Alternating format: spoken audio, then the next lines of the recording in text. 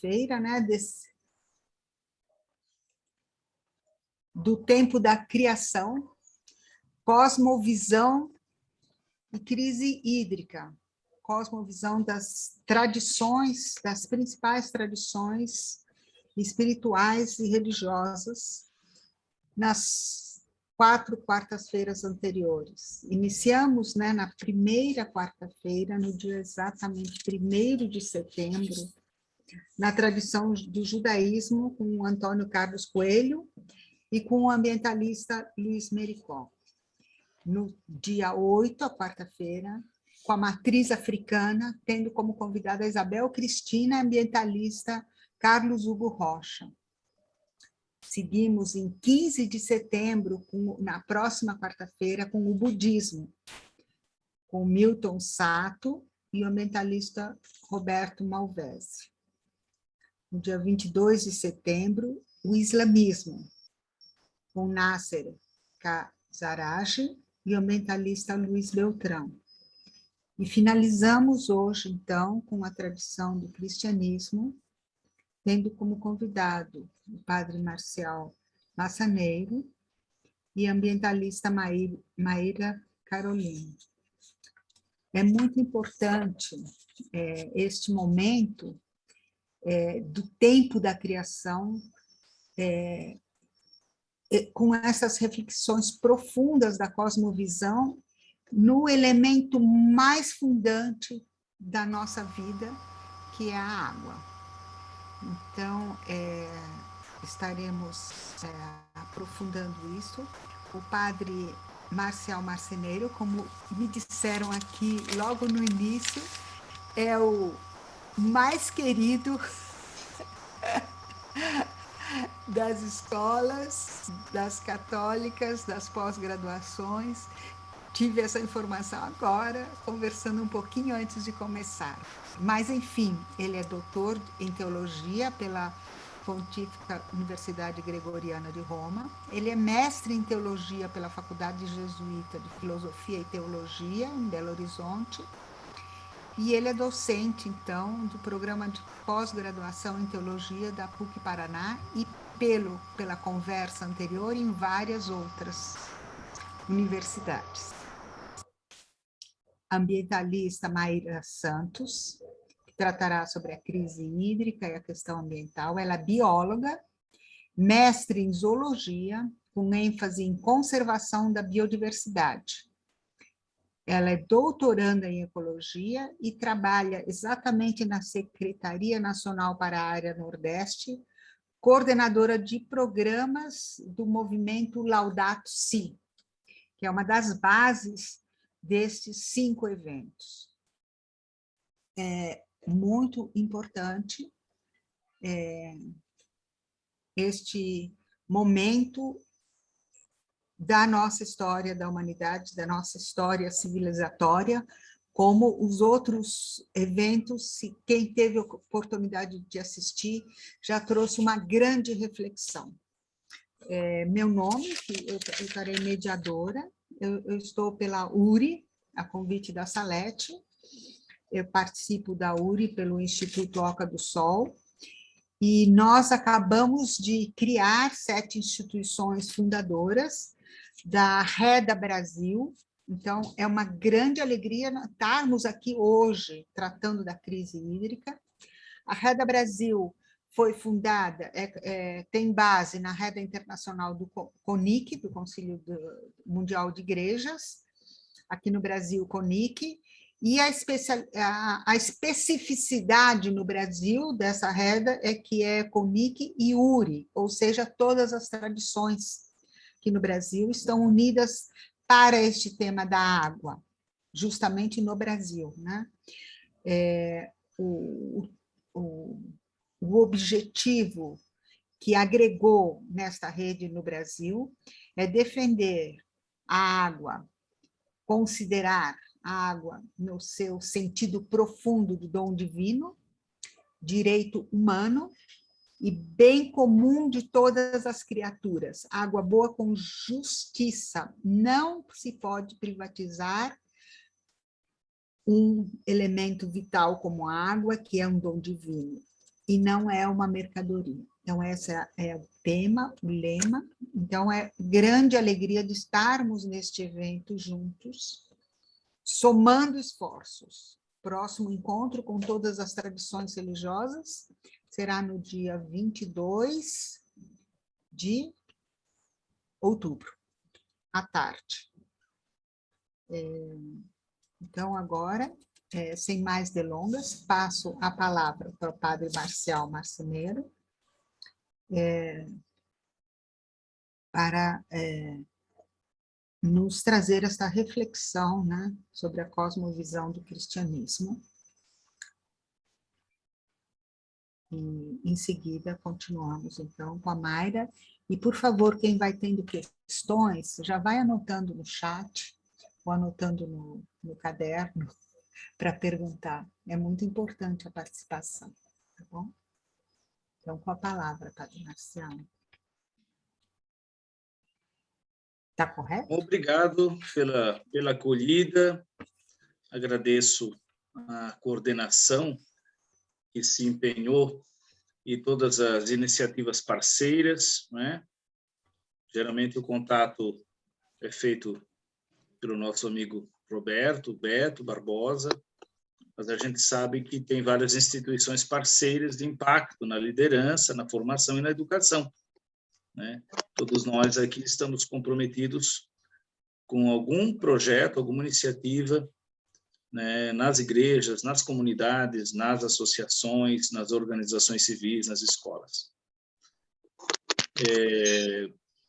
Eu também participo da rede, eu sou do conselho aqui da rede no Brasil, embora seja uma atividade bastante em início, e eu ainda não tive o envolvimento, né, que pretenderia. Nós estamos nas primeiras reuniões, mas há ali uma grande representação de instituições, de peritos, de profissionais. É muito interessante ver que o Brasil começa a se organizar e ganhar voz e espaço, né? Nós estamos caminhando para o Fórum Mundial da Água, em Dakar, né, no Senegal, em março de 2022, e provavelmente a REDA aqui no Brasil, a Rede Ecumênica da Água, com seus participantes e parceiros, levará, né, algum parecer, alguma proposta, e é nesse sentido que essas iniciativas são fundadas, né, para participar, né, dos espaços de debate, de deliberação, de divulgação, de pressão, de reivindicação, né, dentro daquilo que as religiões em geral, né, e o Código Internacional de Direitos já assumiu, né, que a água, pela sua natureza, a sua necessidade para a vida, é bem comum e deve ser protegida por lei, incluída no rol dos direitos humanos e, portanto, com um estatuto legal próprio, né, que ela não seja transformada em arma, nem privatizada, nem reduzida a mercadoria, nem elitizada para quem pode pagar, né? Ela circula no mundo como fonte vital, né, para o reino mineral, vegetal e animal, sem distinção, né? Simplesmente sem água não haveria vida. E, nesse sentido, a água se conecta com saúde pública, com saneamento, com bem-estar, com cultura, com lazer, com as religiões, né? Com a produção de alimento, com a vida animal, com o ciclo hidrológico que afeta o clima, né? Então, é muito importante que haja uma consciência pessoal e coletiva de tratar a água como um tema de cidadania. E, para isso, as religiões, obviamente, colaboram, né? Muito antes de existir o conceito moderno de direito ou de Estado, né, a gente já tinha no registro milenar das religiões uma consideração e uma valorização da água, não só simbólica dentro dos ritos das mitologias, mas valorização efetiva, né? As grandes religiões geralmente criam códigos de tratamento da água, tanto na África, como no Oriente Médio, como nos povos de floresta. Vocês já devem ter visto algo disso nos encontros anteriores. né? Essa é uma percepção que vem da experiência, da empiria, né? Da experiência de fato das comunidades, que vão cultivar, né, a sua identidade, a sua cultura e a sua religiosidade, né, com referências aos elementos da natureza, a água, a terra, o fogo e o ar, né? E aí, dependendo do cenário cultural, há ênfases mais em um ou no outro elemento. Uma coisa são povos de deserto, como os povos semitas, outra coisa os nossos povos de floresta, como aqui na Amazônia. Então, há diferentes cosmovisões, mas nenhuma exclui a água. Nenhuma exclui a água, né? No caso do cristianismo, e aí falando aqui dos elementos comuns às igrejas em geral, a história do cristianismo, em primeiro lugar, nós não começamos do zero, né? O cristianismo nasce até o século II, quase 3 depois de Cristo, como uma expressão messiânica, ou seja, do movimento de Jesus, que se entende uma realização do judaísmo, né? Até o século III, havia um judeu-cristianismo. Na medida em que a igreja se afasta da sinagoga e os não-judeus, né, os que antes eram pagãos, digamos assim, se tornam maioria na comunidade cristã, nós vamos assumindo feições de um cristianismo helenizado, grego, ocidental. Porém, as heranças judaicas, por conta da liturgia, do calendário de celebrações, né, dos textos do Antigo Testamento e da própria cultura do terreno nascente do cristianismo, essa herança permanece.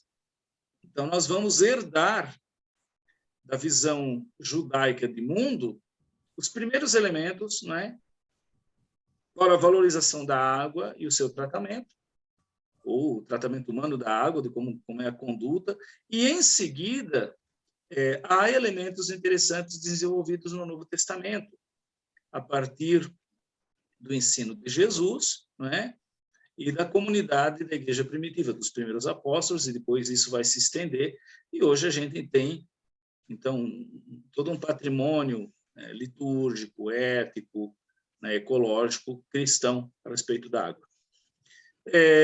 Dos elementos do judaísmo, uma primeira... alguém está com o microfone aberto, eu estou ouvindo aqui um barulhinho, só para avisar, né?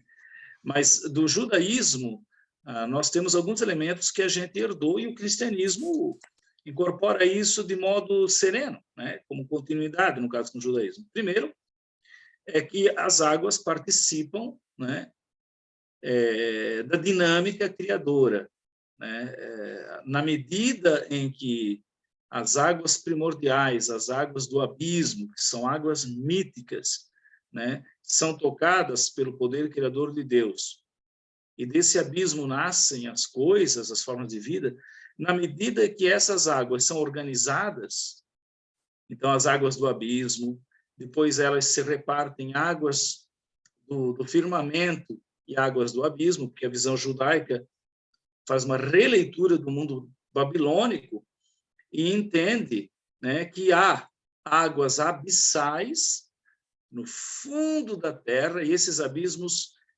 incluem também os abismos oceânicos, e há águas no alto céu, né, que são as águas do firmamento. Como o conhecimento antigo não tinha clareza do ciclo hidrológico, né, o fenômeno de vendavais acompanhados de tempestades, raios, trovões, né, as nuvens densas, sobretudo no encontro entre litoral e clima de deserto. Esses fenômenos davam a impressão de que havia uma grande reserva de águas nos abismos, né, no subsolo, e também nos altos céus, no firmamento. Por exemplo, o dilúvio é explicado, na visão judaica, como um irromper, ao mesmo tempo, das águas abissais com as águas celestiais. E aí, então, se diz, nos textos dos rabinos, né, o Talmud e outros comentários e Midrash, se fala claramente que, quando esses dois tipos de água se encontram, nada resiste ao seu furor, né? E, no entanto, a visão que se tem do fenômeno do dilúvio, que não é tanto uma memória factual, embora a gente tenha indícios, né, de grandes cheias na região onde esses povos viveram, isso é verdade, né? Mas o mais importante não é apenas o registro factual, mas a interpretação que se dá ao fenômeno, né? Deus não usou das águas diluvianas para destruir simplesmente, né? Esse não era o propósito. Os textos bíblicos entendem que a intenção é renovar, né? A água é o único dos elementos em que tudo se dissolve e pode se recompor.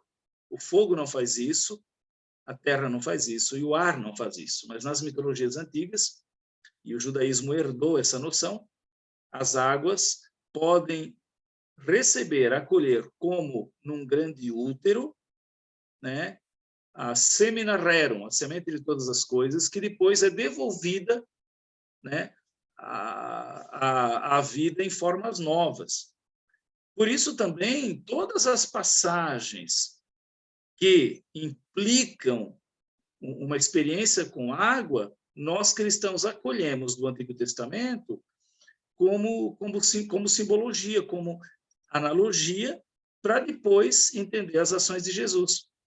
Então, assim como o povo de Israel, passando da escravidão para a liberdade, né, marca essa Páscoa. Páscoa em hebraico significa passagem.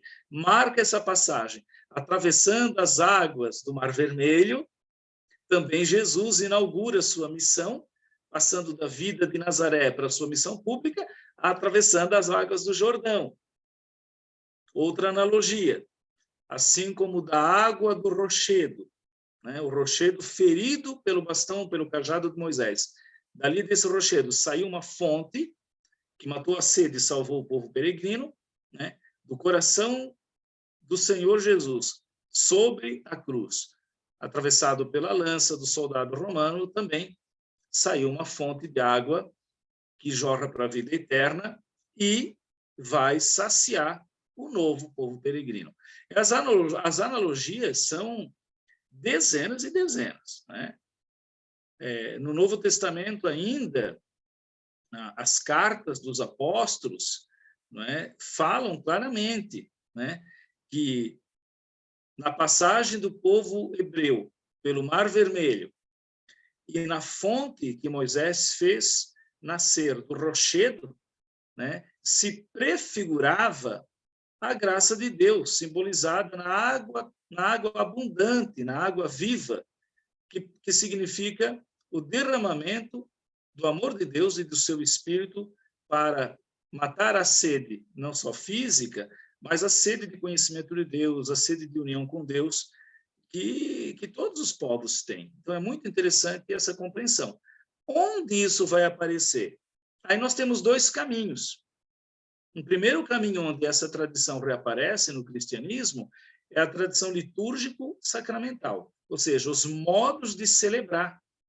Os modos de celebrar, as formas de culto, vão valorizar a água, né, fazendo essa leitura, né, simbólica, né, da passagem do Antigo ao Novo Testamento. E aí nós vamos ter águas lustrais, usadas para bênçãos e purificações, o batismo, né, que significa mergulhar na Páscoa de Jesus, imergir nessa vida nova, né, como quem volta aos abismos originários, né, que é o próprio seio do Deus Criador, onde tudo se refaz pelo seu poder regenerador, amoroso, né? O batismo vai ser entendido como uma volta a esse útero, onde a graça nos recria, nos regenera pelo poder da água e do Espírito Santo.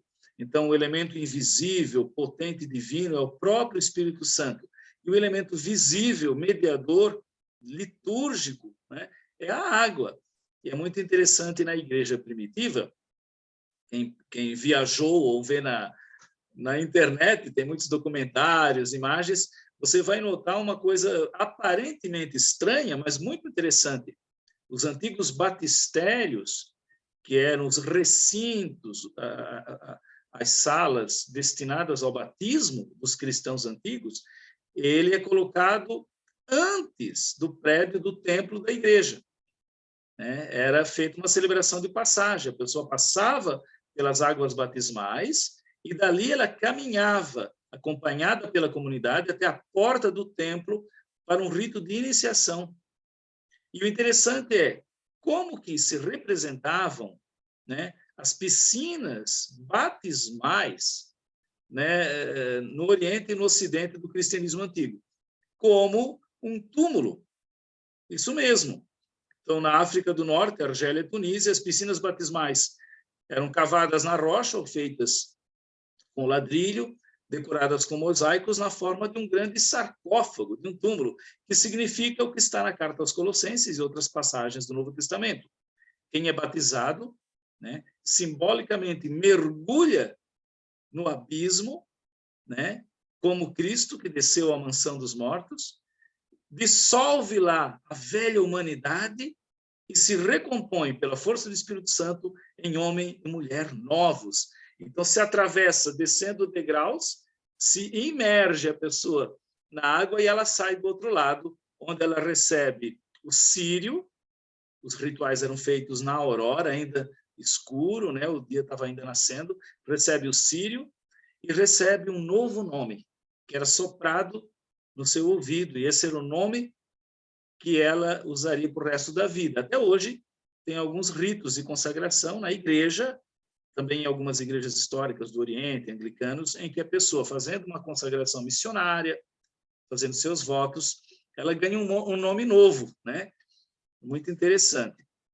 Até daí vem a expressão que se diz o meu nome de batismo, porque nos fenômenos de migração e de entrada para uma igreja para outra, havia possibilidades da pessoa ter um nome civil, um apelido, ou de família, e um nome de batismo, né? Na Europa, é muito comum os batistérios terem a forma de mausoléu. O batistério de Florença e outros é um pequeno templo, à parte da grande igreja, do grande templo, né?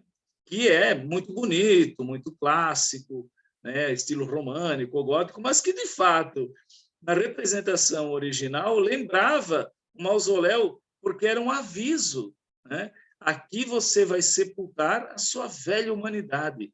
Tudo aquilo que representa divisão, egoísmo, né? Indiferença perante os outros, os vícios, as paixões desordenadas, qualquer forma de experiência negativa que tenha deixado marcado a sua história, tudo isso faz parte da minha identidade, da minha história, não é? Mas nada disso poderá se assenhorear, né? A passagem pelas águas significa uma entrega generosa, um exercício de liberdade em confiar-se ao senhorio amoroso e regenerador de Deus.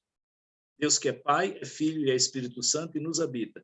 De modo que tudo aquilo que degrada, que diminui, que humilha, que oprime, deve ser lavado nessas águas regeneradoras. Fica lá no fundo. E quem sai uma criatura nova, aberta, né, à vida da graça, solidário, homem e mulher de bem-aventurança. Então, junto com o sentido simbólico, havia ali, né, a disposição espiritual e moral, né, de que a consciência de ter sido batizado pelas águas significa um projeto de vida. Um projeto de vida. E daí, nós, cristãos, geralmente, ou confirmamos esse batismo no início da juventude, como um ato consciente, se foi batizado quando criança, ou, o que também é muito comum, todo ano, uma vez ao ano, numa liturgia solene, numa vigília de vésperas de Páscoa, no Sábado Santo, né, nós renovamos o nosso batismo, proclamando a nossa fé e renovando, assumindo, né, os compromissos batismais. Então, a água também representa, muitas vezes no culto, uma memória do batismo, né? Eu vou aqui ler para vocês a oração de consagração da água, que é feita no sábado santo, né, na vigília antes da aurora da Páscoa. A oração diz assim, e é uma síntese dessas analogias entre Antigo e Novo Testamento, onde a água assume o papel de mediadora, de símbolo, de lugar, né, de regeneração de graça. Ou seja, se aplica no âmbito espiritual, né, os atributos que a água tem no âmbito natural, né? Assim como a água disseta, irriga, né, faz brotar, né, consola, regenera, refresca, purifica, lava no âmbito da natureza, ou seja, ela é vital para as nossas relações com o mundo, com o corpo, com a vida em geral. Ela tem os mesmos sentidos no âmbito espiritual, como mediadora da grande dádiva que é o próprio Deus, o Deus que se dá em aliança a nós. E aí a água passa a ser um elemento importante do culto, da liturgia. A oração diz assim: ó Deus, pelos sinais visíveis dos sacramentos, realizais maravilhas invisíveis. Ou seja, na visibilidade da água e de outros sinais sacramentais, se mostra aquilo que Deus faz invisivelmente, sem que a gente note, com eficácia, com força, mas como Deus é Deus, não é? As ferramentas que ele usa não são sempre visíveis, ele usa de mediações visíveis também, mas a graça de Deus não se vê, não se apalpa, né? Então, continua a oração. Ao longo da história da salvação, né, a história percorrida desde os hebreus, vós, Senhor, vos servistes da água para fazer-nos conhecer a graça do batismo que hoje vivemos. Já na origem do mundo, o vosso Espírito Santo planava sobre as águas do abismo, para que elas concebessem uma força de santificação. Nas próprias águas do dilúvio, prefigurastes o nascimento da nova humanidade, de modo que a mesma água sepultou os vícios e dali fez nascer a santidade. Concedestes aos filhos de Abraão, ou seja, o povo hebreu, o povo semita, podemos aqui incluir também os árabes, os muçulmanos hoje, né? Concedestes aos filhos de Abraão atravessar o Mar Vermelho a pé enxuto, para que, libertos da escravidão, anunciassem já desde aquela época o povo novo que haveria de nascer pelo batismo. Claro que aqui os muçulmanos não entram na forma de celebração, mas tendo Abraão como ancestral comum, o Alcorão fala e valoriza a experiência de Abraão e depois do povo de Israel, que foge, né, da escravidão, liderado por Moisés, e atravessa as águas do Mar Vermelho. Esse é um sinal, um evento da história da salvação citado e valorizado no Alcorão, né? Continuando, o vosso filho, Jesus, ao ser batizado nas águas do Rio Jordão, foi imediatamente ungido pelo Espírito Santo e, pendendo da cruz, do seu coração transpassado, jorrou sangue e água. E após a sua ressurreição, ele mesmo ordenou aos seus apóstolos: ide, fazei meus discípulos todos os povos e batizai-os em nome do Pai, do Filho e do Espírito Santo. Aqui a água está no verbo grego baptizo, que baptizo significa lavar, né? Regar, molhar. A forma talvez mais simples de traduzir o verbo grego baptizo é banhar, né? E os banhareis, em nome do Pai, do Filho e do Espírito Santo, né? Nas várias formas, não só imersão, mas banhar, né? No sentido de efusão de água, de derramamento, de tal modo que a pessoa seja lavada, né? Era um rito conhecido no judaísmo, chamado mikvah, que até hoje se faz periodicamente. No judaísmo, não tem sentido sacramental, é um sentido de penitência, de arrependimento, de purificação, não é? E a mikvah. Os cristãos do Oriente têm celebrações semelhantes, enquanto que nós, cristãos do Ocidente, não fazemos mais a mikva ao modo judaico, mas fazemos muito o rito de aspersão, como está no Salmo 50 da Bíblia, né? Aspergi-me, Senhor, com água pura e serei lavado. Então, há muitos ritos bonitos de aspersão, que são memória do batismo, que, por sua vez, remete às águas abissais, onde, mergulhando novamente ali, nós reencontramos o projeto original de Deus para a humanidade. Então, é muito interessante sempre esse nexo, né? Entre a eficácia regenerativa da água como elemento da natureza, né? E essa mesma eficácia transferida para o âmbito, para o nível espiritual, como contínua ação de Deus em nós. E a oração se conclui dizendo assim: olhai agora, ó Pai, a vossa igreja aqui reunida, e fazei brotar para nós, o vosso povo, as águas do batismo. Fazei brotar, né? Porque a ideia aqui de uma fonte, de algo que nasce como água nova, água viva, que era uma das expressões e formas de encontrar água no deserto, né? Os povos semitas tinham isso. Outras expressões, que inclusive em árabe se mantém muito bonita, as águas sazonais, as chuvas, melhor, sazonais, que vêm em período de risco de seca, são chamadas misericórdia, né? Rahmatullah, em árabe, misericórdias de Deus. Quando muitas vezes se diz as misericórdias de Deus, em árabe, não se está falando de um atributo de Deus, mas se está falando de um tipo específico de chuva, que é tão vital, tão necessário para os povos do deserto, que aquela chuva se chama Rahmatullah, misericórdia de Deus. É muito bonita essa expressão, né? Na liturgia da Igreja do Oriente, isso se mantém. Mas como nós somos latinos, somos ocidentais, usamos o latim e o grego como base, a gente perdeu um pouco essa memória, né? Mas nos gestos rituais estão muito claros essas expressões. E aí se invoca o Espírito Santo sobre as águas.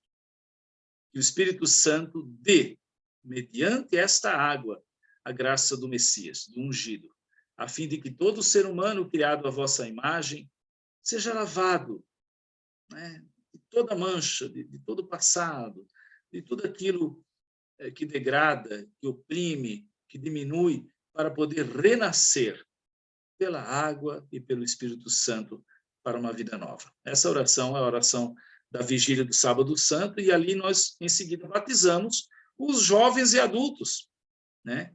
Que os jovens e adultos que vêm à igreja e por algum motivo na sua história pessoal não tinham uma experiência cristã de comunidade, pedem o batismo, já, né, sendo jovens e adultos, são batizados no Sábado Santo. Agora, eu queria acrescentar, a partir dessa cosmovisão, vem também não só uma consciência litúrgica da mediação de Deus através dos elementos da natureza, mas também vem uma valorização da água em si como alimento da natureza, né? Durante toda a Sagrada Escritura, Antigo e Novo Testamento, e também nas culturas, sobretudo orientais da Igreja e do Oriente Médio, então a Igreja síria, né, melquita, a Igreja copta, todas essas expressões da nossa Igreja, que é o cristianismo do Oriente, está ambientado em climas de deserto, né, em que a água é extremamente valorizada, tanto como sinal da graça divina usada no culto, como ela em si mesma uma dádiva. Como eu disse, chega-se ao ponto de, para cada expressão de água, um nome diferente. É bem interessante, né? Para começar, em hebraico, não há água no singular nunca. Então, é muito comum nos nossos ritos a gente lembrar água no plural. Água é sempre plural. Águas, maim, né? E na forma mais simples, men. Quando ela se une ao fogo, ela compõe o céu. Fogo é esh, em hebraico, e águas é maim. Esh maim significa céu. Por quê? O céu era percebido, né, pelos povos antigos como a manifestação potente de grandes tempestades, a borrasca, o furacão, o vendaval, que vinha então junto, né? Água e raio, trovões e chuvas, a torrente que desce do céu acompanhada de fogo. E isso significava que a gente estava tocando o âmbito do divino, de um fenômeno potente do qual a nossa vida depende, mas não é um produto nosso. Hoje, com todo o conhecimento científico que nós temos, ainda nasce no nosso coração esse sentimento do sagrado, do potente, né, do enigmático. Eu desde criança, todas as vezes que se anunciava uma tempestade, sobretudo de montanha, eu ia para a janela. A minha mãe sempre teve muito trabalho de me controlar em relação aos elementos da natureza. Eu sempre gostei de brincar com tempestade e brincar com fogo, desde criança, né? Ainda hoje, é muito comum, nas minhas viagens, eu sempre procuro pousadas, hotéis que tenham lareira, e eu me divirto acendendo fogo e tomando duchas. E eu tenho aqui um banheirão aqui na minha casa, né, onde eu faço de vez em quando o ritual da mikva, né? E de fato, em todos os meus momentos de trabalho, de tensão profissional, de viagens, de mudança de agenda, que eu tenho uma vida muito intensa de produção de prazos, eu celebro a mikva, eu encho a banheira ou eu tomo uma ducha, eu oro a Deus, eu preparo uma taça de kiddush, deixo ao lado uma taça para fazer uma bênção de aliança, sobretudo se são momentos de passagem na agenda, na semana, de momentos também de tempo de celebração. Eu oro a Deus, eu faço uma meditação breve, né? Mergulho nas águas, me deixo refazer pela experiência sensorial mesmo, ela impacta interiormente, mas é uma experiência sensorial, você está ali, está bem. Eu me levanto em oração e ação de graças, eu tomo consciência do meu momento, do meu lugar, da minha vida, do planeta, das pessoas. É um momento de síntese, é pré-lógico, não é uma questão nocional, mas é intuitiva. Me visto da melhor forma possível, como para uma festa, me volto para o Oriente, eu sempre sei onde é o Oriente, onde é o Leste, em qualquer lugar que eu esteja, eu aprendi desde criança, pego a minha taça de kiddush, de bênção, proclamo um salmo, um hino, um refrão e faço a bênção com o vinho e a água. Né? Isso é uma oração que é muito antiga, que vem da liturgia judaica e que algumas igrejas cristãs do Oriente ainda mantêm em diversas formas, né? Como oração do ágape, bênção de refeição, que não é sacramento, é uma bênção. Mas é importante saber que, além desse viés litúrgico e espiritual, o cristianismo entende a água como dádiva, não é um produto humano. A primeira gestora, né, da água, dos recursos hídricos, não é a humanidade, é a terra, né? E a água ela é listada entre os elementos considerados dádivas do Criador e, portanto, bem comum. Esses elementos estão, inclusive, mencionados na doutrina social da Igreja, nos grandes documentos, desde o Papa Paulo VI até Francisco, não listadas juntas, mas aparecem, estão presentes nesses documentos. Esses elementos são a identidade genética, os grãos, o solo, o ar, o clima, a água, os fármacos. Olha que interessante. Esses elementos e a água atravessa todos, né? Ela toca clima, ela toca fármacos, ela toca produção de grãos, ela toca fertilidade do solo, não tem jeito. Esses 7 elementos, o pensamento social católico classifica como dádivas de Deus, nunca redutíveis a um produto. Você pode manipular, você pode aprimorar, você pode combinar, mas do nada, nenhum laboratório produz isso. Não dá agora para... Vamos criar uma fábrica e produzir mais água potável para o planeta. Não tem jeito, né? Você pode investir pesadamente, é muito caro, usinas de dessalinização, né? Israel tem algo semelhante, irriga o deserto, transforma o deserto em jardim, como está no profeta Isaías, para a produção de grãos e até exportação de grãos, mas é caríssimo, né? Então, a água é um dos elementos considerados bem comum, dádiva do Criador não redutível a produto, a mercadoria, e, portanto, que deve ser protegida eticamente e legalmente como um bem de acesso a todos. E isso implica uma bem-aventurança. É uma bem-aventurança. Estive com sede, me desses beber, na forma de obra de misericórdia, e bem-aventurados os que têm sede e fome de justiça, porque serão saciados. Isso se aplica também ao acesso à água, né?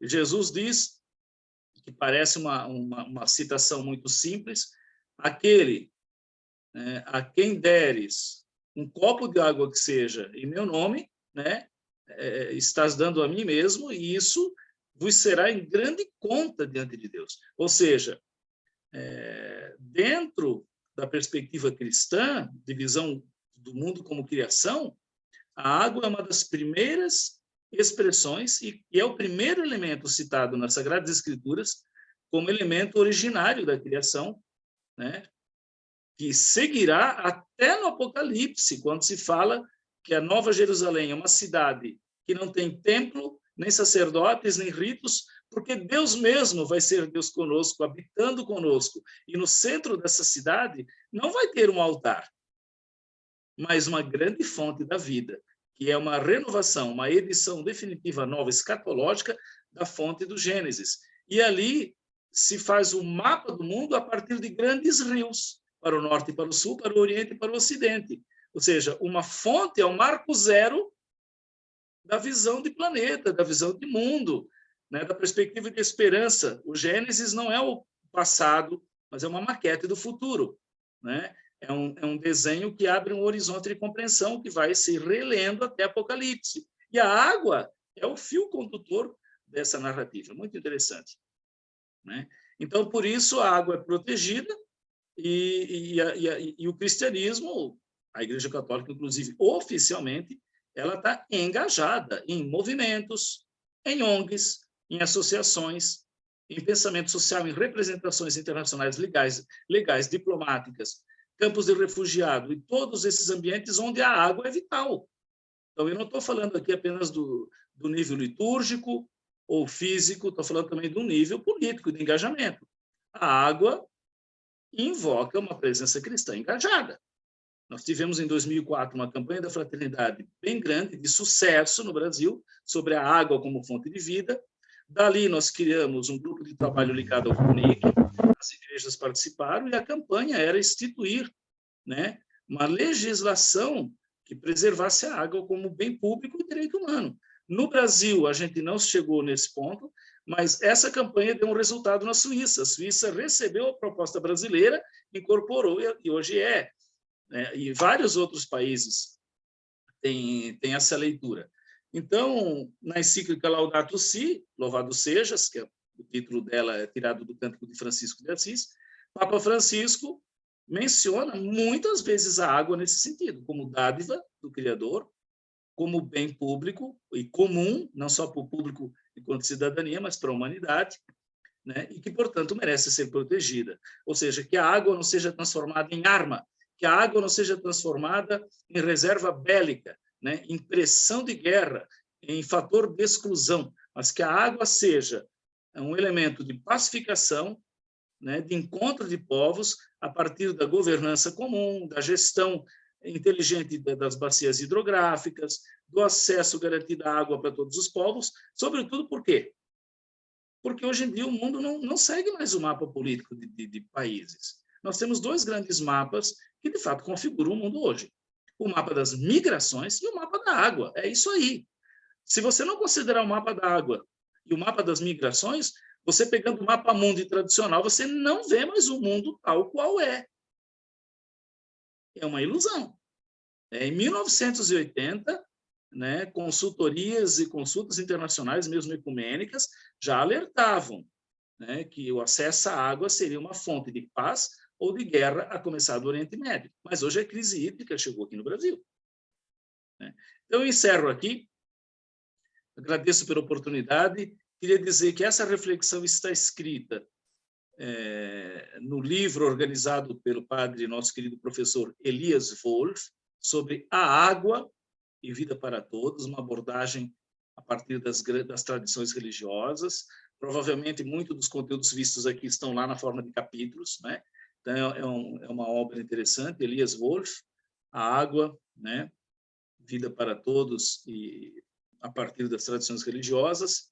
Está também na encíclica Laudato Si, em que a água é um elemento importante da reflexão, da crítica, da proposição dessa carta do Papa Francisco.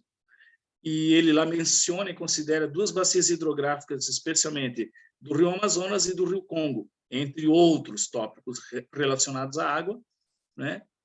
E eu ainda recomendo, se alguém tiver acesso, às vezes online ou impresso, o texto base da Campanha da Fraternidade de 2004, os elementos estatísticos e geofísicos já foram ultrapassados, porque a gente tem hoje uma nova situação da água no Brasil e na Terra. Mas a reflexão bíblica, litúrgica, moral, política, de comprometimento cidadão com a água, daquele manual da Campanha da Fraternidade, ainda vale e serve como um registro muito interessante da condição das águas no Brasil, né? Nessas décadas de 2000 para cá. Obrigado de novo pela atenção, foi um prazer estar aqui e que a gente tenha muitos frutos, né, dessa iniciativa. Obrigado.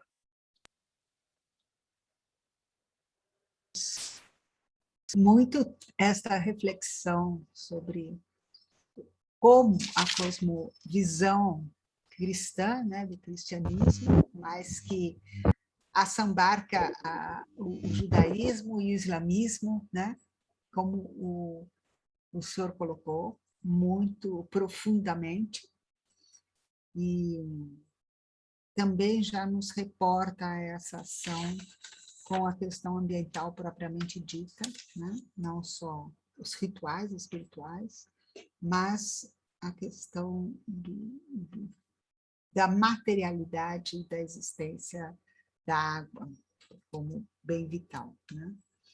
E também reportamos que o Padre Elias Wolff, como foi falado, Água e Vida para Todos, está na fundação também da REDA que nós mencionamos antes, né? E esse documento é um documento básico para estudarmos realmente esse livro, Água e Vida para Todos.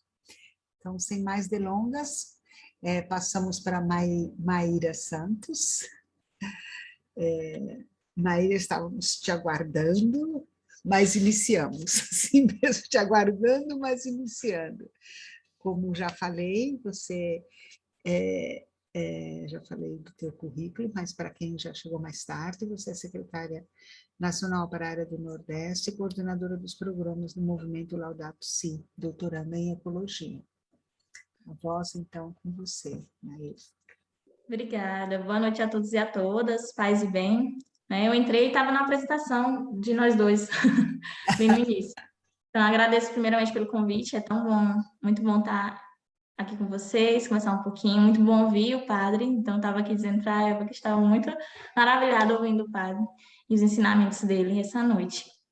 Então, pessoal, como foi falado, eu sou a Mayra, né, estou aqui apresentando o movimento católico Laudato Si, que é o antigo movimento católico global pelo clima, e sou doutoranda em ecologia, então, para mim, falar da água, que é algo urgente, da crise hídrica, que é algo urgente, é prazeroso e ao mesmo tempo doloroso, porque a gente está no momento da maior crise que a gente teve em 91 anos, né? Nós vimos e estamos vendo secar o país, secar não só o país, secar o mundo. Em que sentido? Né? A gente está nessa crise, a gente está vendo pessoas mais pobres sendo prejudicadas, porque os mais ricos têm condição de pagar pela água. Então, quais as causas que fizeram a gente chegar até aqui? Inicialmente, desperdício, o desmatamento, a perda da biodiversidade, porque tudo está relacionado, tudo está interligado, como diz o Papa Francisco lá na Laudato Si. Mas como assim interligado, Maio? Então, quando eu desmato uma região, eu tiro a evapotranspiração das plantas, que é aquele momento em que ela transpira, libera água, que forma as nuvens, que cai a chuva. Então, no momento, por exemplo, que eu desmato a Amazônia, aquela água que subia, formava os rios flutuantes e que iriam para o sudeste e sul do país, desaparecem. Então, não vai ter isso. Teve uma chuva de poeira, não sei se vocês viram esses dias em São Paulo. O que provocou? A falta de água, a falta de chuva. O sol estava seco, então ventos de muita velocidade faz com que aconteça aquele levantamento de poeira. Então, exatamente isso, a falta de água ali no Sudeste, no Sul e Sudeste, é porque a gente está perdendo árvores na Amazônia, porque a gente está perdendo... Opa, desliguei sem querer. Que a gente está perdendo nossas vegetações. Então, quando a gente perde nossas vegetações, essas coisas acontecem, né? Então, a gente já vê como está interligado um bioma com o outro, né? Sendo que aqui na Mata Atlântica, lá em cima, no Sudeste, na Mata Atlântica, a gente já não tem quase nada, a cidade é muito pequena. Então, o que depende de chuva é desses rios flutuantes que vêm na Amazônia e que faz esse ciclo todo. Então, por isso que a gente já vê essas coisas que a gente não via antes. Não via antes uma chuva de areia tão imensa assim em São Paulo, não se via. Há alguns anos atrás, acho que em 2019, a gente viu o céu cinza, vocês se lembram? O céu preto. O que aconteceu ali? A gente queimou as nossas árvores. Olha como tudo está interligado. Quando a gente queima nossas árvores, em vez de subir a água para o vapor para fazer a chuva, vai subir as cinzas vão formar aquelas nuvens pretas que vão descer para o sul e sudeste. Outro exemplo do que a falta de água está acontecendo por conta do desmatamento. A gente vê mais uma interligação. Mesmo jeito, quando a gente perde os animais, quando a gente perde biodiversidade, espécies únicas, também pode acontecer de mexer no ciclo. Algumas árvores são feitas, essa fecundidade, por via dos animais. Então, se eu perco um animal, a gente pode perder uma espécie específica de planta que é específica daquele animal. Também vai perder água, também vai perder umidade. Então, vocês podem prestar atenção, é claro que vocês sabem disso. Numa rua que não tem árvores, a gente sente o ar mais seco. Mas quando a gente tem árvores ali, a gente sente um ar mais leve por conta já desse ciclo. Então, a gente vê já de início do que se trata a Laudato Si nessa interligação de coisas. E por a gente estar vivendo o pior período, e como eu digo, que tudo está interligado, além do desperdício da água que a gente faz todos os dias da nossa vida, além desse desmatamento para a criação de animais, a gente está... Agricultura, sim, a gente é importante, a gente precisa se alimentar, mas existe a agroecologia. A agricultura em grande massa, ela está destruindo. Então, quando a gente retira a camada vegetal e não faz rotação de cultura, ou não faz mistura de cultura, como é feito na agricultura familiar, a gente perde também solo, por consequência, a gente vai perdendo também nossas águas, né, nossos recursos aquáticos. E quando o maior desperdício de água, né, eu não sei se vocês já ouviram falar disso, muita gente tem certeza que ouviu, é na criação de gado. Então, na criação de gado, a gente tem um desperdício enorme de água. Para fazer um hambúrguer, é muita água, digamos assim. Então, daí a gente vê por que mudanças de hábitos são importantes. Mas mudanças de hábitos são importantes, mas pressionar grandes empresas é mais ainda, porque são elas que gastam mais. Não é o pobre que não tem acesso muitas vezes não entende que, estou comendo carne, eu estou ajudando na coisa. Mas sim as grandes empresas, entendam que é nesse momento que a gente tem que ir atrás de políticas públicas para pressionar essas pessoas que gastam mais água. Porque quando há o problema do consumo excessivo de outras pessoas, sobra para o pobre, porque aumenta o preço, não é isso? E quem é que tem dinheiro para pagar, consegue pagar. Quem não tem, não tem. Eu vou dar um exemplo da minha cidade. Eu sou do Piauí. Eu sou de Floriano, no Piauí, no sul do Piauí. Aqui na minha cidade estão colocando a estação de tratamento de esgoto, que é importante, é ótimo, porque a gente tem um rio Parnaíba gigante aqui do lado e só degesta ali. Só que tem um problema de falta de política pública, de falta de atenção aos pobres, porque é muito importante, a gente quer esse esgoto, todo mundo quer, foi uma luta para que isso acontecesse. Só que vai ser botado 80% acima na conta de água. Já está sendo 80% acima na conta de água. Então, quem gastava R$50, agora vai gastar o quê? 80, quase 90? Ou, aliás, vai gastar o dobro, né? 100 e poucos reais. Então, imagina, você gastava 100, vai 180 e por aí vai. Então, para quem tem pouco dinheiro, é um benefício ótimo, mas ao mesmo tempo a gente que está pagando, os mais pobres está pagando. Por isso que a taxação também de grandes empresas está encarregada. E aí, nesses momentos, você vê que é uma crise socioambiental. Porque o social está ali tendendo e batendo no mais pobre, enquanto os mais pobres estão arcando, geralmente, com isso tudo, e os mais ricos não. Então, por isso que taxação de grande riqueza é importante, porque quando eu digo esgoto, tratamento de esgoto é o que a gente precisa, o rio precisa, porque muita gente depende de ir lá lavar, se banhar ainda, e a coisa linda é a criação de Deus, a gente precisa disso. Ao mesmo tempo que a gente está cobrando de quem não tem, de quem não pode pagar uma conta de água com 80% a mais em cima. Vocês entendem? Então, é uma crise socioambiental. Essa crise hídrica, que é misturada com a crise ambiental, que é tudo interligado, é uma crise socioambiental. O social está em cima, porque quem paga é o mais pobre, porque quem está ali sendo cobrado é o mais pobre.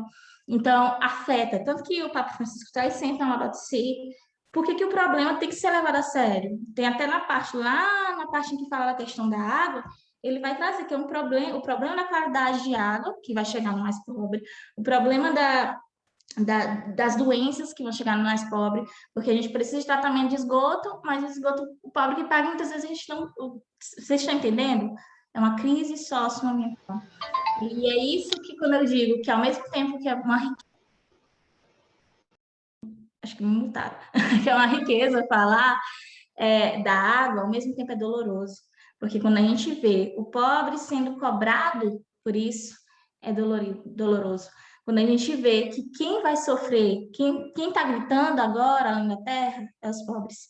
Então, a gente tem que olhar, não só com o olho de cobrar o outro para ser vegano, mas cobrar por políticas públicas que deem acesso à educação ambiental a essas pessoas, deem acesso à educação ambiental às crianças, para falar de água, porque quando a criança chega em casa, ela pode ser o principal educador da família. Quando a criança chega em casa, mãe, a gente tem que diminuir o desperdício de água, ela pode mudar pessoas, pode mudar um avô, uma avó que era duro de mudança. Então, a gente tem que cobrar, principalmente políticas públicas, para que se chegue em todos os âmbitos essa qualidade de vida, a melhor qualidade de vida. Então, eu fico muito feliz pelo convite.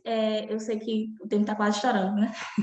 Mas eu espero que essa mensagem que eu trouxe hoje chegue até vocês, no sentido de que, nesse momento, além das pequenas coisas, na nossa mudança da conversão ecológica, a gente tem que abrir nossa voz e lutar por políticas públicas para melhorias dos recursos hídricos, para que se chegue em quem precisa, para que quem não pague a conta não seja os pobres, porque a falta de água quem está pagando é os pobres, não é os mais ricos.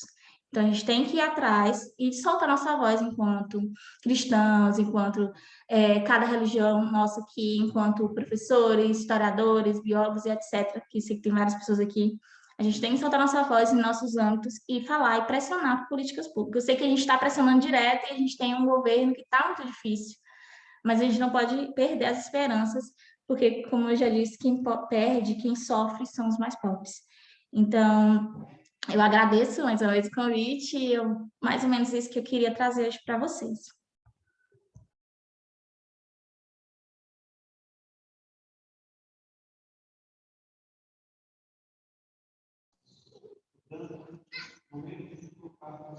Você está sem... Aí. Então, realmente, essa questão que você coloca ambiental, dessa percepção de como no Brasil, né, o saneamento básico, que inclui acesso à água e o tratamento do esgoto, né, o saneamento básico inclui os dois elementos, e por isso que a água, o custo da água sobe, porque na água você paga o esgoto, né, na água você paga o tratamento do esgoto, e que muita gente não sabe dessa questão. Eu queria que você comentasse um pouquinho da tua experiência, eu não estou vendo ali questões, mas um pouquinho da tua experiência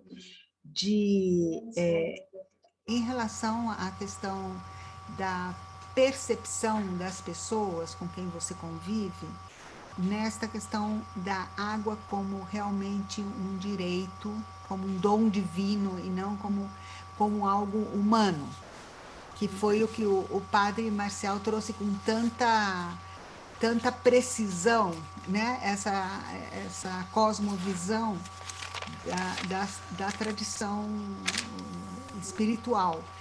Como é que essa tradição espiritual ela pode ser permeada, não pela economia da água, mas pelo conceito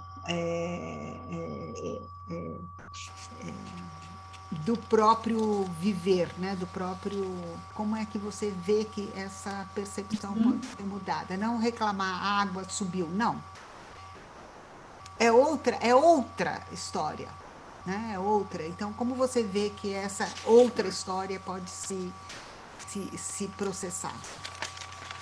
Então, no âmbito científico, né, que a gente tem essa visão, eu falo muito que quanto mais eu estudo biologia, mais eu vejo Deus, né? Porque eu sou cristã, mais eu vejo Deus. Porque a água é dom de vida, né? Vida, como o padre Marcel falou, e eu não trouxe muito na minha fala exatamente porque ele contemplou muito bem. É dom de vida. E quanto à relação na criação, na nossa criação, é uma criação de Deus. Então, desde pequena, por exemplo, eu moro bem próximo do rio. Então, eu vejo a importância. Quando faltava água na minha casa, porque aqui faltava muita água. Quando faltava água na minha casa, a gente ia até o rio. A gente sabia que aquilo ali era bênção, que estava limpo, que a gente poderia usar toda hora, porque era nosso, porque era gratuito, porque Deus nos deu. Deus nos deu. E eu acredito que na percepção do povo também seja isso, do povo, porque como colocaram, o padre até colocou aqui nos comentários, quem gasta muito é as empresas. Então, como povo, a gente entende que é algo que é pra gente, que é gratuito. E quando ocorre, por isso que eu acho que permeia tudo, sabe? Do campo da espiritualidade, passando pelo consumismo, a ciência. Porque quando eu privatizo, quando eu digo que você não pode usar, eu estou tirando um dom que Deus te deu. Algo que Deus te deu, a criação que Deus te deu. Então, eu estou fechando. Então, por isso que eu trago na minha fala que a necessidade de a gente entender que é uma crise socioambiental. Enquanto bióloga, eu vejo assim. E enquanto cristã, entendendo que é algo, uma criação de Deus, é de todos nós. Mas, no entanto, a gente vive numa sociedade capitalista que se fechou e esse dom, muitas vezes, não chega para todo mundo. Essa criação não chega para todo mundo.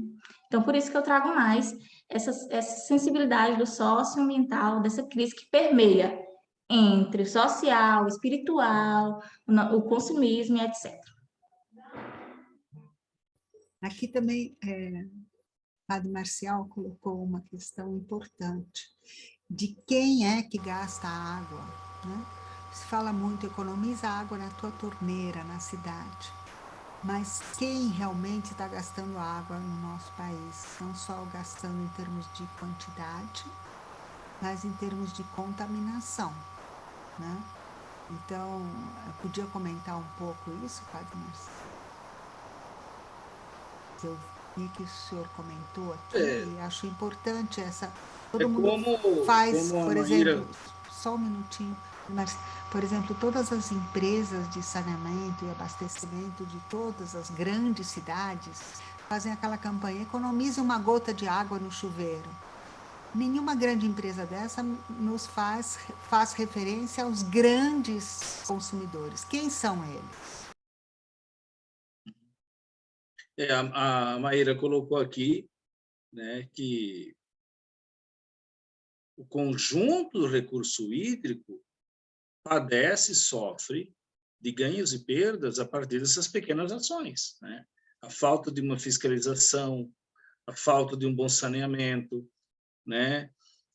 Privilegiar, né, uma grande empresa porque dá emprego, porque por ganhos indiretos, né, traz algum benefício para o município, mas sem cuidar do modo como usa a água, como desperdiça. Eu cresci,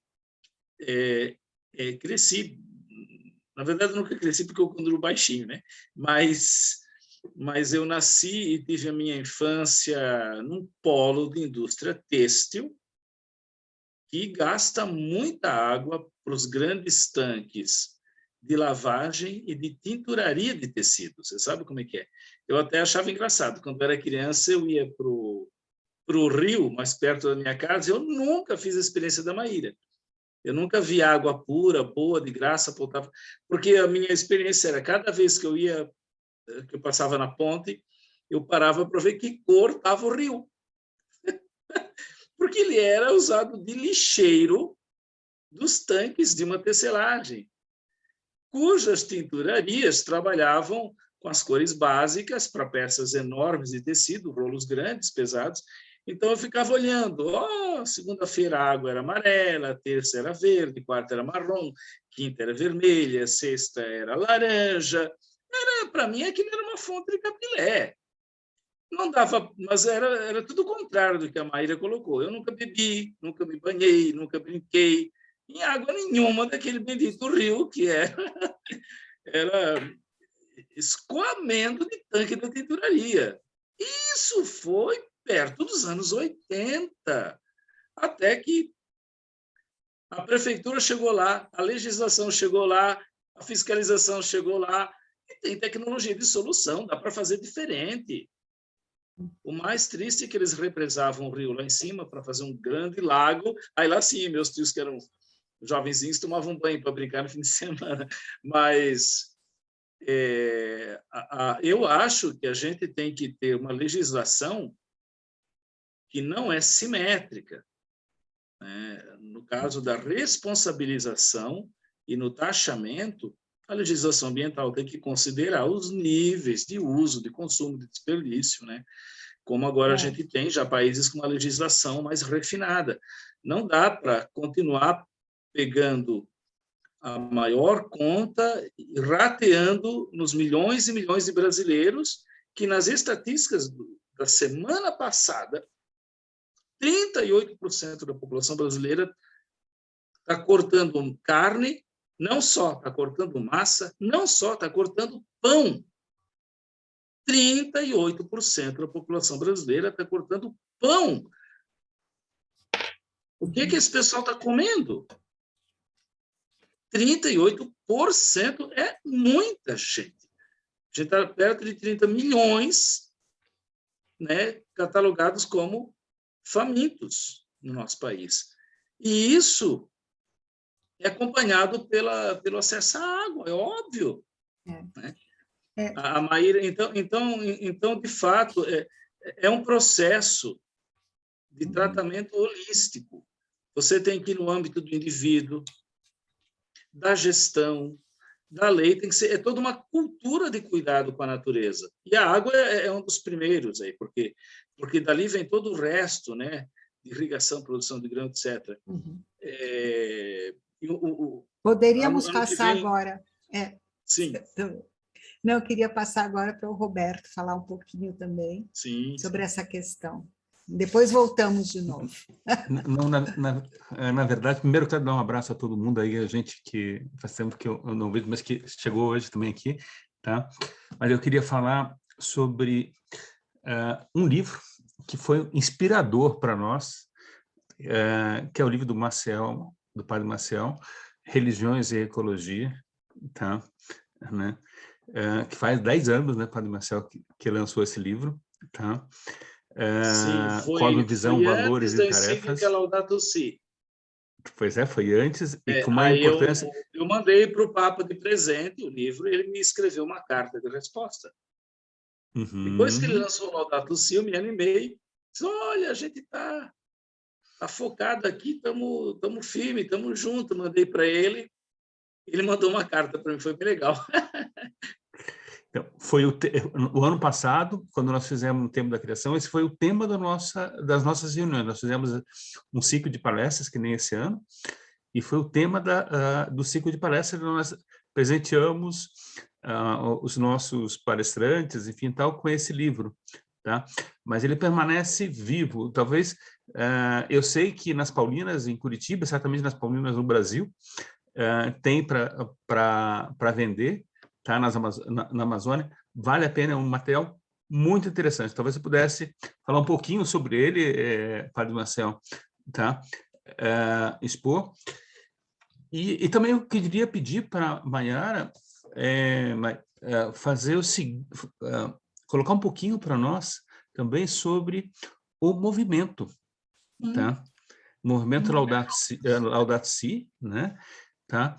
Algumas experiências práticas que vocês estão vivendo, como nós temos aqui presente alguns animadores da Laudato Si também, mas temos muita gente que não conhece o movimento. Eu tenho certeza que muitas pessoas ainda ouvirão esse vídeo e gostaria que vocês, então, também ajudassem a propagar esse trabalho maravilhoso que vocês desenvolvem.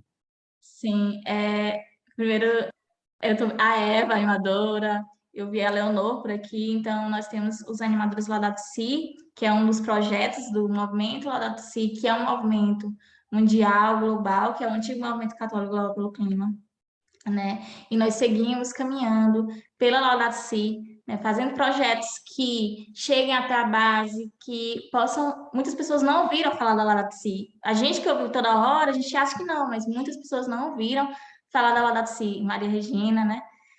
Então, então, o movimento ele faz vários projetos, libera várias lives, várias coisas para que cheguem essa mensagem de mudança para as pessoas. Então, nós temos o curso de animadores no primeiro semestre e no segundo semestre de cada ano, né? Como o Roberto falou, tem vários animadores aqui que é um curso para que a gente possa dar um início nessa caminhada. Então, tem mais caminhada além disso. Né? Nós temos agora também os guardiões e guardiãs da petição, que é a petição Planeta Saudável, Pessoas Saudáveis, que é uma petição para pressionar lideranças, que é exatamente isso que eu falo, né? A gente tem que pressionar lideranças, para pressionar lideranças por políticas públicas de mudança. Então, vai ter a COP 15 e a COP 26 nos próximos meses, né? Outubro e novembro, e o Papa vai estar presente, então nessas COPs vai ser debatido biodiversidade e vai ser debatido crise climática, respectivamente. Então, vai estar os líderes do mundo todo, e é nesse momento que a gente tem que pressionar. Então, a petição é exatamente isso. Então, a gente tem essa petição agora no ar. Então, quem não assinou, já aproveito para convidar, para assinar, para publicar e compartilhar massivamente sobre essa petição, que é necessária, que é importante, que a gente possa pressionar, que os líderes possam ver que a gente tem voz, e essa voz está pedindo mudança nas legislações ambientais, nas leis ambientais, mudanças mais duras, políticas públicas para que os pobres consigam acesso à água, para que os pobres consigam acesso de vida digna. Então, a gente tem essa petição agora também, e a gente está no tempo da criação, que o movimento promove várias lives, vários movimentos, né? Está terminando, mas a gente tem muita coisa. Então, quem quiser conhecer, a gente tem um site, eu vou colocar o link aqui no chat do site do movimento e da petição, tá?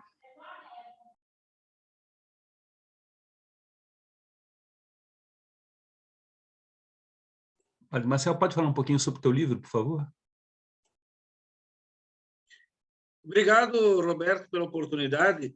O livro é de 2011, né? Mas, de fato, como você observou, ele continua atual, porque o meu livro não é sazonal. Ele não trabalhou o tema de religiões e ecologia naquele ano ou naquela década somente, né? Há várias indicações práticas que são localizáveis. A gente vê que estavam surgindo na época, a linguagem, algumas indicações estatísticas, mas são mínimas. A maioria do conteúdo da obra quer estabelecer um diálogo permanente entre o mundo das religiões e o mundo da ecologia. Então, eu trabalhei as religiões principais, uma a uma, a sua cosmovisão, os valores que elas oferecem para as questões ambientais ou socioambientais, e na última parte do livro, são 3 partes, as coisas se invertem. Eu escutei da ecologia, das ciências da natureza, as demandas e os apelos que o mundo da natureza e as ciências da natureza fazem para as religiões, que é o que eles cobram de nós que dizemos crer, né, num Deus criador, etc. Então, a primeira parte do livro é a cosmovisão das grandes religiões, aí nós temos o hinduísmo, o budismo, o culto de orixás, o judaísmo, o cristianismo e o islamismo. Claro que existem outras religiões, mas eu precisei escolher essas de maior representação, né? Inclusive por quê? Porque elas eram mencionadas nos debates globais sobre a questão ecológica, e eram religiões que têm impacto, que têm presença na vida social, têm instituições de educação, estão aí, né, até com participação em governos. Se eu fizesse uma nova edição, eu iria colocar as tradições indígenas, pelo menos uma visão de síntese um pouco dos povos andinos e dos amazônicos, para ter uma representação, né? Claro que em detalhe não dá, porque cada etnia, cada tribo, na verdade, tem uma narrativa, é quase uma outra religião, mas dá para perceber paradigmas comuns, elementos originários comuns, elementos que são transversais e que todas têm, algumas características, né, que também compõem isso. Então, eu acabei fazendo uma coisa parecida num projeto agora para a Universidade Oeste do Cabo, na África do Sul, junto com o professor Rudolf. Chamaram um suíço e um brasileiro de origem italiana para trabalhar religiões autóctones em inglês. A gente teve que fazer das tripas coração para ser honesto, para trabalhar bem, para prestar atenção. Deu muito trabalho. E eu reclamei disso. A próxima vez chamem africanos, indígenas, andinos, mas eles não tinham os contatos todos. Então, a gente fez um trabalho diplomático, de porta-voz, mas demos bastante ênfase para as fontes originais, né? Bom, o livro, então, a primeira parte tem como que essas 6 grandes religiões enxergam o mundo, como que elas narram a criação. E aí você vê que as religiões são ecofonte, né? Elas são as primeiras referências para pensar diversidade, biodiversidade, classificação de elementos da natureza, legislação, cultos. As religiões vêm antes da ciência moderna, elas oferecem esse material. Então, eu tive o cuidado, nessa parte do livro, de trazer o material das grandes religiões sobre a natureza e o mundo, com citações diretas, não tem aquele monte de confira para você ir lá procurar. Não. Então, eu peguei textos do Bhagavad Gita e traduzi, né, do Tipitaka, dos textos sagrados budistas, e traduzi dos hinos de terreiro, candomblé, traduzi. Então, foi um trabalho bem minucioso de fonte. Você tem um material ali que não é exaustivo, claro que não, mas é o suficiente, didático, conceitual, para uma entrada no tema, né? Então, aí, foi interessante por isso. A gente teve o trabalho de dar voz às religiões, e eu trabalhei com os autores de cada tradição, para eu não falar sozinho. Então, quem me subsidiou para trabalhar sobre o Islã? Autores muçulmanos. Quem me subsidiou para trabalhar o judaísmo? Autores judeus. Então, a gente teve esse cuidado, né? É um cuidado editorial que a gente tem que ter. A segunda parte do livro, os valores. Que valores essas grandes religiões apresentam para a questão socioambiental? Ou, de um jeito mais simples de falar, para o tema da ecologia, né? Entendido de forma generalista, né? Não só a ecologia como uma especialidade da biologia, mas hoje como toda uma percepção, uma sensibilidade que trata do planeta em geral. Então, ali, os valores são muito interessantes, porque tem espiritualidade, profundidade, encanto, compromisso, virtudes ecológicas. E aí eu pego os grandes valores e trabalho as religiões juntas. Então, já é um exercício de diálogo interreligioso. Então, se você pega um tema, né, profundidade, vida, valores, que sejam, você vai ver naquele tema do que as religiões oferecem para o mundo, já estão elas lado a lado em sinopse, já propondo que quem lê acabe se encontrando e percebendo que a religião do seu colega, do seu vizinho, também converge ou acrescenta elementos novos. E na última parte, a terceira parte, tem outros capítulos onde eu inverto a proposta. Eu pesquisei teóricos e pessoas engajadas no meio ambiental, ecológico, e ouvi delas o que elas reclamam de nós, que somos homens e mulheres de religião, né? Se você acredita, porque isso... Então, aí eu escutei, né? E organizei nesse último capítulo as tarefas que as religiões podem cumprir, podem oferecer para essa questão toda, a partir de ecologistas, ambientalistas, gestores, cientistas da natureza, né?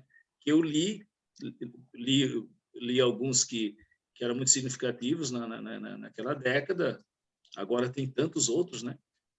Então, essa é a estrutura da obra.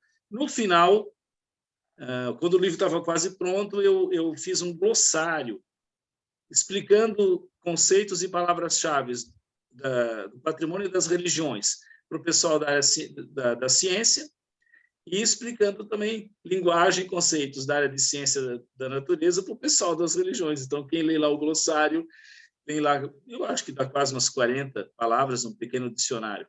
Eu queria contar também uma coisa que eu acho que eu nunca falei.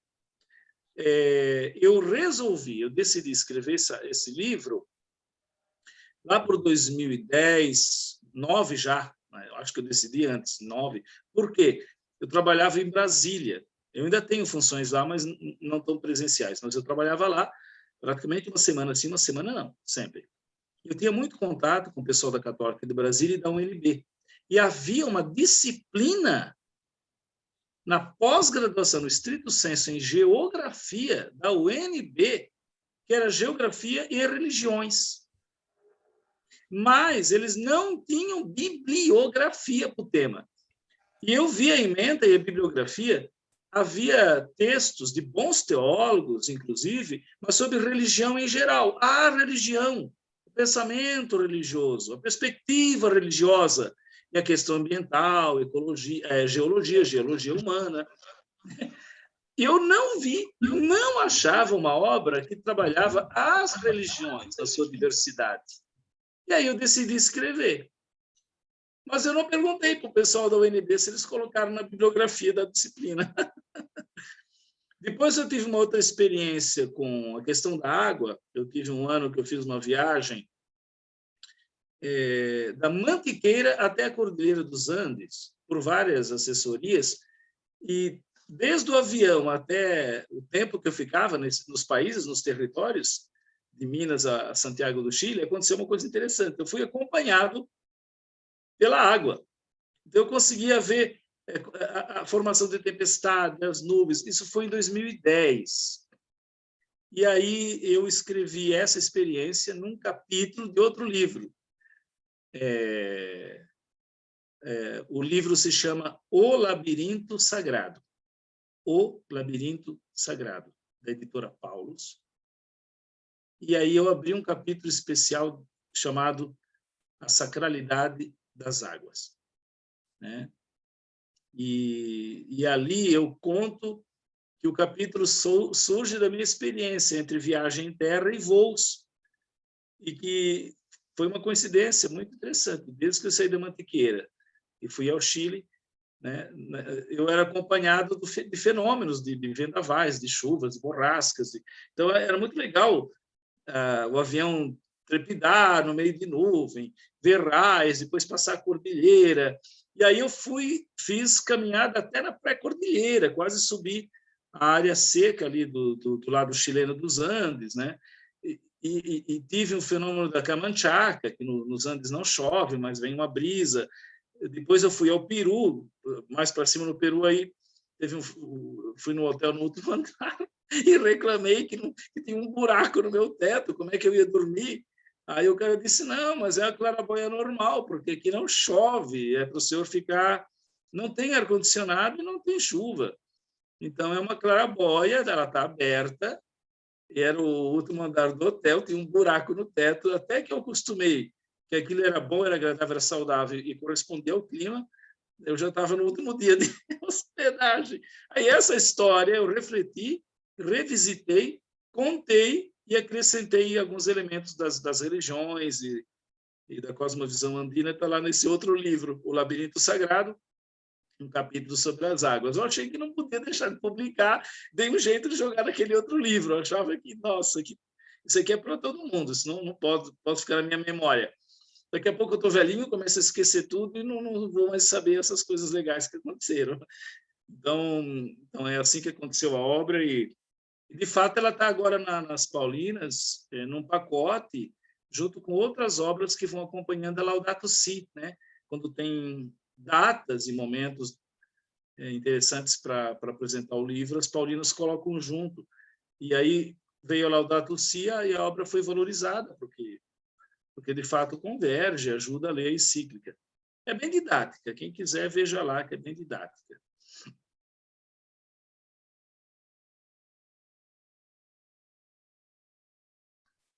Só repete o nome do livro para mim, professor, para mim colocar. O outro é O Labirinto Sagrado. Ok, obrigada.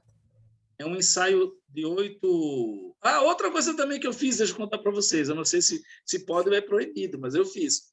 Quando eu fui na Serra do Cariri, eu subi na fonte hipotérmica, lá em cima, no Ceará. A Serra do Cariri é uma área verde, né? E eu fui na fonte, na nascente, e eu mergulhei lá, é tudo cheio de pedra, então fui lá, e bem rapidinho. E aquilo dá para sentir água, né? Subindo. É fonte hipotérmica, geladérrima. Acho que não pode mais fazer isso. E aí, depois, eles vão retendo a água, fazendo tanque, que dá um volume enorme e abastece o Cariri. Mas é uma coisa maravilhosa. Bem no lugar, né, do sertão, da seca, aquela fonte e a área verde maravilhosa. A gente vê lá de cima o vale certinho do Cariri. É uma experiência especial. Bom, Aí também eu já fiquei no Marrocos, perto do deserto, morrendo de sede. Já tive algumas aventuras. Já fui em países onde era mais fácil, mais barato vinho do que uma garrafinha de água, viu, Maíra? Já em 99 para 2000, norte da Itália, fronteira com a Suíça, Alemanha, a gente achava vinhos locais, brancos, leves, garrafa mais barata do que a água.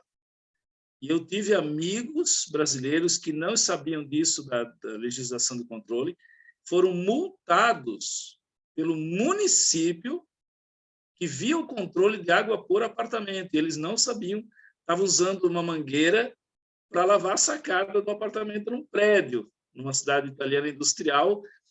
Achavam que era normal e tomavam 2, 3 banhos por dia, que brasileiro já sai, já volta a tomar uma ducha, né? Achavam que por ser Europa tinha água sobrando. E a disponibilidade de água por per capita na Itália, na Alemanha, é muito menos do que no Brasil. Então, a água é cara, o serviço público está ligado aos bombeiros, controle de gás, água e aquele sistema de aquecimento que fica no subsolo. Os bombeiros ligam e é um sistema que já gera um boleto, né? Levaram uma multa danada. Tive muito aprendizado aí com água.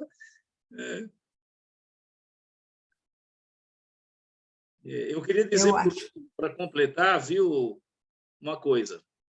O nosso discurso religioso, ele nasce de experiências, mas ele propõe uma racionalidade, uma reflexão. Mas é muito fácil você pegar as fontes e preparar uma palestra do tema.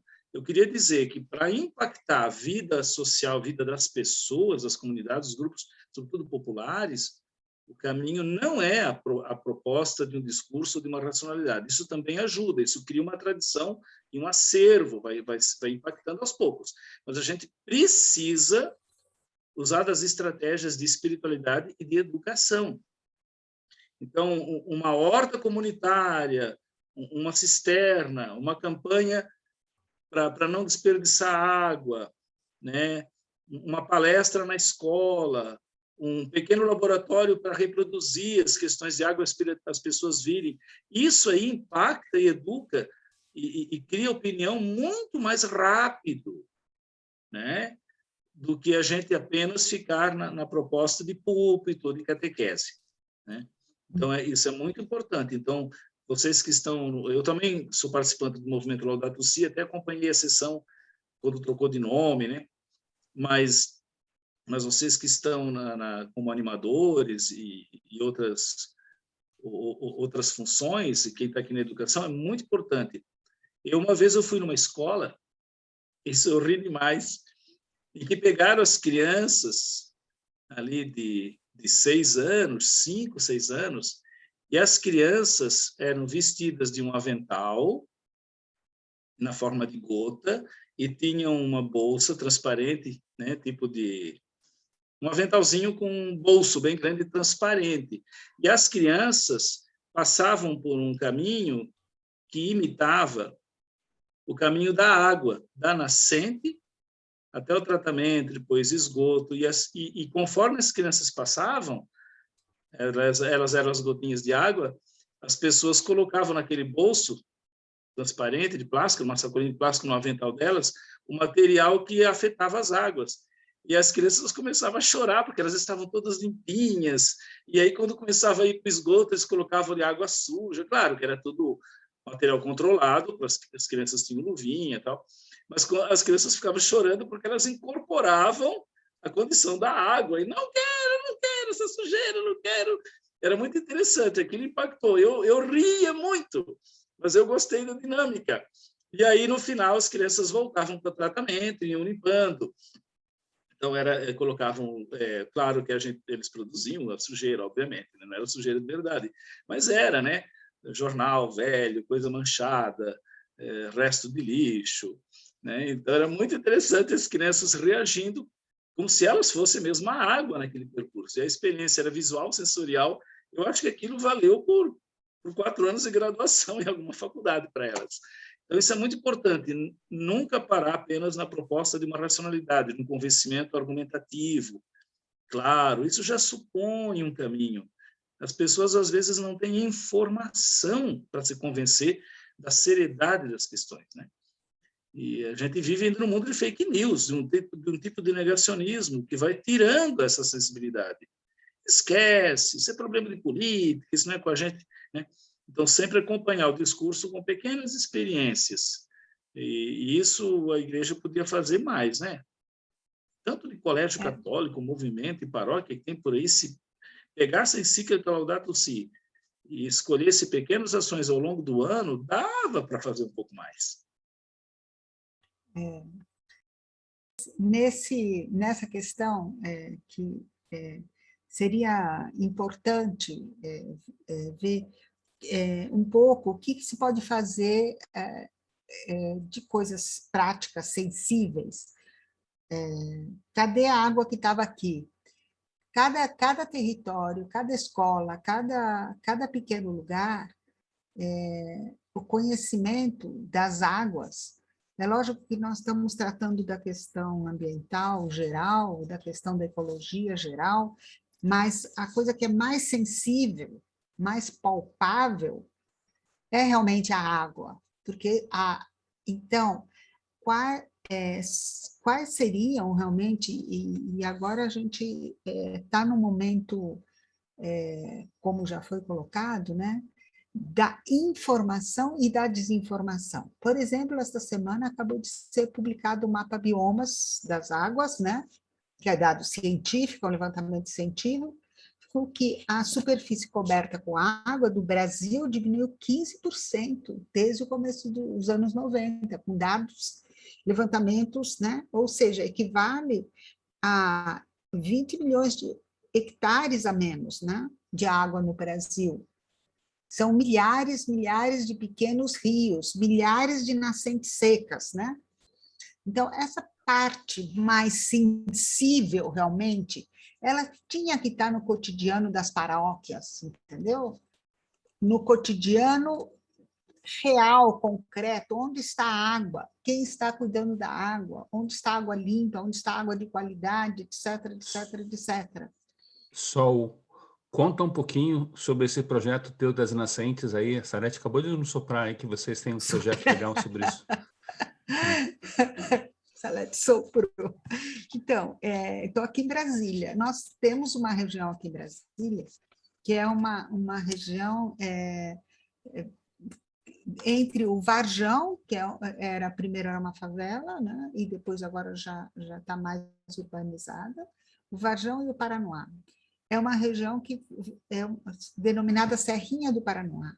Tem 9 córregos nessa região, e nos mapas oficiais havia só 10 nascentes. Como é possível 9 córregos serem formados só de 10 nascentes? Não havia, nos mapas oficiais hidrográficos daqui não havia. Nós fizemos com a comunidade e também com a universidade daqui, que tem um programa muito especial de cidades sensíveis à água, na Faculdade de Arquitetura e Urbanismo, e mais as várias ONGs, e uma delas a nossa, uma educação, primeiro um programa bem geral de sensibilização, educação ambiental, mas uma coisa muito simples, de cada morador que tivesse uma nascente, mapear a nascente com o WhatsApp, e nós plotamos essas nascentes no mapa, de maneira que em 4 meses nós tínhamos 100 nascentes plotadas no mapa. Com isto, a percepção da comunidade em relação à necessidade do cuidado desta região aumentou tremendamente. E projetos também de urbanização, que iriam secar essas nascentes dos córregos, nós conseguimos conter para irem para outros lados. Conseguimos que os estudos demonstrassem essa área de altíssimo risco ambiental. E por quê? Porque essas nascentes estavam visíveis. Então, essa visibilidade das nascentes. Criamos uma comunidade e chamamos esse projeto Guardiões das Nascentes. Virou uma tecnologia social reconhecida pela Fundação Banco do Brasil. Está disponível como fazer no site da Fundação do Banco do Brasil, no programa Transforma. Está disponível também no nosso site. Agora, nós estamos fazendo cursos online para mobilizar quem quiser. A gente abre os cursos online e a gente fez o primeiro curso online e tivemos inscrições de São Paulo, nascente no meio de São Paulo, que está sendo resgatada, no meio de 16 milhões de habitantes, a nascentes nos parques ali, que estão sendo resgatadas. Então, é um trabalho pequeno, mas ele traz essa sensibilidade de olhar as nascentes, olhar as águas. As nascentes vão formar os córregos, os rios, os lagos, e serão o que nos abastecerá. Por exemplo, aqui essa região nossa, ela responde por 30% da água limpa do Lago Paranoá, que virou abastecimento humano com a crise de 2017, com a crise hídrica. Passou a captar água no Lago Paranoá para abastecer o plano piloto, abastecer a capital do país. Então, esses pequenos movimentos de percepção das nascentes, dos olhos d'água, e olhar para o rio, como não olhamos para o rio, como não olhamos para essa grandiosidade. É isto que eu estava querendo ver, como nós fazemos, por exemplo, todo esse movimento da Laudato Si, com as lideranças, com os mobilizadores, se não pode trazer o fiozinho d'água como um fio condutor nesses movimentos todos. Porque dali, dessa percepção das águas, a gente traz o elemento do divino. Ali está posto que a água não é criação humana, entendeu? Está muito evidente, muito clara. E é uma forma muito lúdica das crianças trabalharem aqui. Por exemplo, numa escolinha rural, essa semana foram na cachoeirinha daqui. Vocês não acreditam que desenhos que as crianças de 5, 6 anos fizeram das nascentes, das águas. Então, e trabalhar isso em profundidade, e, ao mesmo tempo, em macrosistemas, por exemplo, com informações dessa água que está sumindo nesse Brasil. Como é isso? Quem está detonando essa água? Aí a Laudato Si traz o diagnóstico já. É o sistema que está dado, o sistema capitalista, a pecuária, a agricultura, os monocultivos, as mineradoras, tudo que nós já sabemos e que está falado. Mas como a gente agarra isso no pequeno espaço? Como agarramos isso na pequena paróquia? De onde vêm as águas que nós bebemos? Essa é a primeira pergunta. De onde vêm? Quem cuida delas? Como elas estão? Essa é a primeira pergunta. 80% da nossa população está na urbe, né?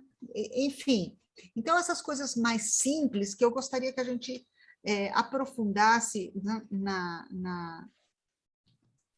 e eu achei tão oportuno esse tempo da criação trazer as tradições espirituais, porque muita gente, uma densidade muito grande, está na religião do dinheiro, né? Uma massa muito grande está mas temos muitas pessoas muito especiais, muito espiritualizadas, né? Então, essa conexão profunda com o espiritual da água e a espiritualidade, seja ela de qual tradição for, né? Bom, enfim, então, a nossa experiência aqui o dia a dia, novas nascentes, novos cursos, convocando, só para partilhar com vocês, né? Tinha gente e no pequeno, são 6, 7 pessoas que se reúnem em um pequeno grupo e vão juntos, vão descobrir a nascente e depois pôr no mapa. É uma coisa bonita e pode ir costurando pouco a pouco. E eu acho que a gente pode espalhar aí pelo Brasil.